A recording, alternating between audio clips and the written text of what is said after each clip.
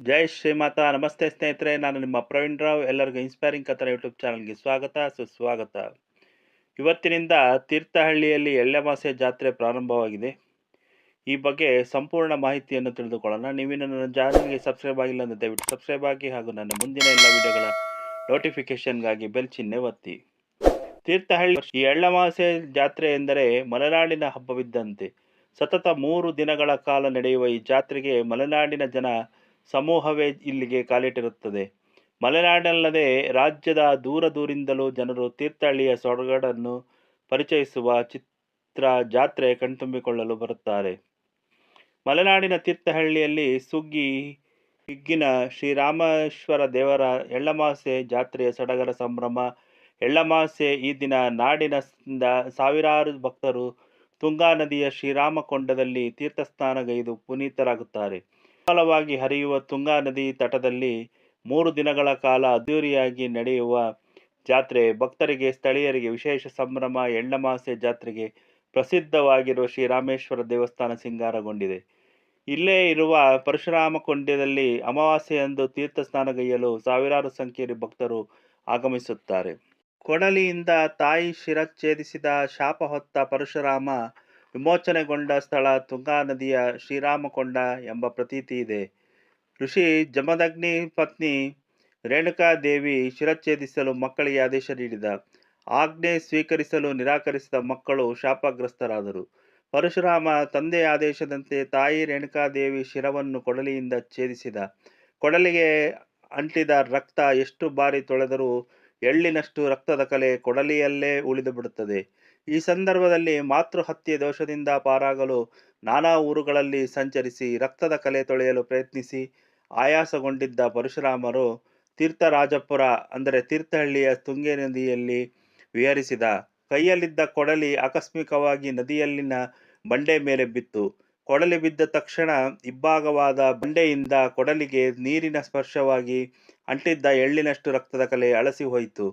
ಇದನ್ನು ಕಂಡು ವಿಸ್ಮಿತರಾಗಿ ಪುನೀತರಾದ ಪರಶುರಾಮರು ಮಾತೃಹತ್ಯೆ ದೋಷ ಮುಕ್ತವಾಗಿಸಿದ.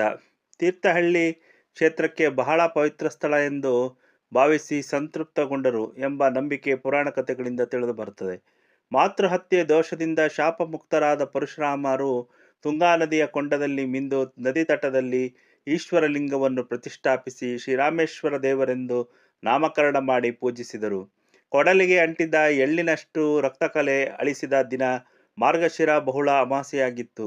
ಕ್ಷೇತ್ರದಲ್ಲಿ ಅಮಾವಾಸ್ಯೆ ದಿನ ಪ್ರತಿ ವರ್ಷ ಪರಶುರಾಮರ ಕೊಂಡದಲ್ಲಿ ತೀರ್ಥಸ್ನಾನಗೈದು ಶ್ರೀರಾಮೇಶ್ವರ ದೇವರ ದರ್ಶನ ಮಾಡುತ್ತಾರೆ. ಪರಶುರಾಮರು ಪ್ರತಿಷ್ಠಾಪಿಸಿದ ಈಶ್ವರಲಿಂಗಕ್ಕೆ ಕೆಳದಿ ಅರಸರ ಕಾಲದಲ್ಲಿ ಗರ್ಭಗುಡಿ, ದೇವಾಲಯ, ಮುಂಭಾಗ ಚಾವಣಿ ನಿರ್ಮಾಣಗೊಂಡಿತು. ಶಿವೇಶ್ವರ ದೇವರ ದೇವಸ್ಥಾನದಲ್ಲಿ ಅಂದಿನಿಂದ ಪಂಚಭೌತಿಕ ವಿಧಿವಿಧಾನದಲ್ಲಿ 3 ದಿನ ಜಾತ್ರೆ ನಡೆಯುತ್ತಾ ಬಂದಿದೆ.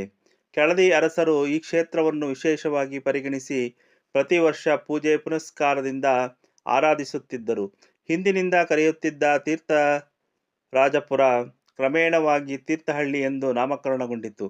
ಎಳ್ಳಮಾವಾಸ್ಯೆಯ ದಿನ ತುಂಗಾ ನದಿಯಲ್ಲಿ ಬೆಳಗ್ಗೆ 5 ಗಂಟೆಗೆ ಶ್ರೀರಾಮದೇವರ ಉತ್ಸವ ಪಲ್ಲಕ್ಕಿ ಪೂಜಾ ಕಾರ್ಯದ ನಂತರ ಸಾವಿರಾರು ಭಕ್ತರು ಪರಶುರಾಮರ ಕೊಂಡದಲ್ಲಿ ತೀರ್ಥಸ್ನಾನ ನಡೆಸುತ್ತಾರೆ. ವೈಭವದ ಶ್ರೀರಾಮೇಶ್ವರ ದೇವರ ರಾಮೋತ್ಸವ ತುಂಗಾ ನದಿಯಲ್ಲಿ ಆಕರ್ಷಕ ತೆಪ್ಪೋತ್ಸವ ನಡೆಯುತ್ತದೆ. ಬದಲಾದ ಆಧುನಿಕ ಕಾಲಘಟ್ಟಕ್ಕೆ ಹೊಂದಿಕೊಂಡು ಜಾತ್ರೆ ಸಂಭ್ರಮದಿಂದ ಆಚರಣೆಗೊಳ್ಳುತ್ತಿದ್ದ ಸಿಡಿಮದ್ದು ಪ್ರದರ್ಶನ ಭಕ್ತರನ್ನು ಹೆಚ್ಚಿನ ಸಂಖ್ಯೆಯಲ್ಲಿ ಆಕರ್ಷಿಸುತ್ತದೆ.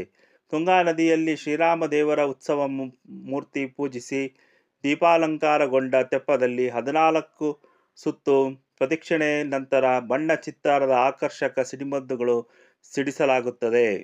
ಇಡೀ ತೀರ್ಥಹಳ್ಳಿಯೇ ಬಣ್ಣ ಬಣ್ಣದ ದೀಪಗಳಿಂದ ಅಲಂಕೃತಗೊಂಡು ಯಾವ ಜಾತ್ರೆಗಳಿಗೂ ಕಡಿಮೆ ಇಲ್ಲದಂತೆ ಕಂಗೊಳಿಸುತ್ತಿರುತ್ತದೆ. ನಿತ್ಯ ಹರಿದ್ವರ್ಣ ಕಾಡುಗಳ ನಡುವೆ ತುಂಗಾ ನದಿ ದಡದಲ್ಲಿ ತಣ್ಣನೆ ಬೀಸುವ ಗಾಳಿಯು ಈ ಜಾತ್ರೆಗೆ ಇನ್ನಷ್ಟು ಬಣ್ಣ ಕಟ್ಟಿಕೊಡುತ್ತದೆ. ಜಾತ್ರೆಯ ದಿನದ ವಿಶೇಷಗಳು.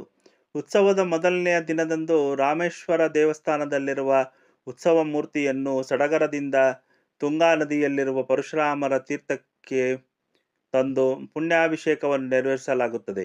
ನಂತರ ನೆರೆದಿರುವ ಭಕ್ತಾದಿಗಳು ತುಂಗೆಯ ಪವಿತ್ರ ನೀರಿನಲ್ಲಿ ಪುಣ್ಯ ಸ್ನಾನ ಮಾಡುತ್ತಾರೆ. ಎರಡನೇ ದಿನ ತೆಪ್ಪಡಗರದಲ್ಲಿರುವ ರಥಬೀದಿಯಲ್ಲಿ ರಾಮೇಶ್ವರ ದೇವಸ್ಥಾನದ ತೇರನ್ನು ಸುಂದರವಾಗಿ ಸಿಂಗರಿಸಿ ಎಳೆಯಲಾಗುತ್ತದೆ. ನೆರೆದಿರುವ ಸಮಸ್ತ ಭಕ್ತ ಜನರು ಬಲ ಹುರುಪಿನಿಂದ ತೇರನ್ನು ಎಳೆದು ಸಂತೃಪ್ತಿಯ ಭಾವವನ್ನು ಬೀರುತ್ತಾರೆ. ಇನ್ನು ಮೂರನೇ ಹಾಗೂ ಕೊನೆಯ ದಿನದಂದು ಉತ್ಸವ ಮೂರ್ತಿಯನ್ನು ತುಂಗಾ ನದಿಯಲ್ಲಿ ತೆಪ್ಪದ ಮೂಲಕ ಕುರವಳ್ಳಿ ಎಂಬಲ್ಲಿಗೆ ತೆಗೆದುಕೊಂಡು ಹೋಗಿ ಮತ್ತೆ ಮರಳಿ ಬರಲಾಗುತ್ತದೆ. ಇದನ್ನು ತೆಪ್ಪೋತ್ಸವದ ದಿನವನ್ನಾಗಿ ಆಚರಿಸಲಾಗುತ್ತದೆ. ಈ 3 ದಿನಗಳು ಸುತ್ತಮುತ್ತಲಿನ ಪ್ರದೇಶಗಳಲ್ಲಿ ಜನಜಂಗುಳಿಯಿಂದ ಕೂಡಿ ಬೇಕಾದ ಎಲ್ಲ ಅಂಗಡಿ ಮುಗ್ಗಟ್ಟುಗಳು ತೆರೆದಿರುತ್ತಾರೆ. ಈ ಮಾಹಿತಿ ಇಷ್ಟವಾದರೆ ಲೈಕ್ ಮಾಡಿ, ಕಮೆಂಟ್ ಮಾಡಿ, ಸಾಧ್ಯವಾದಷ್ಟು ಶೇರ್ ಮಾಡಿ. ಧನ್ಯವಾದಗಳು.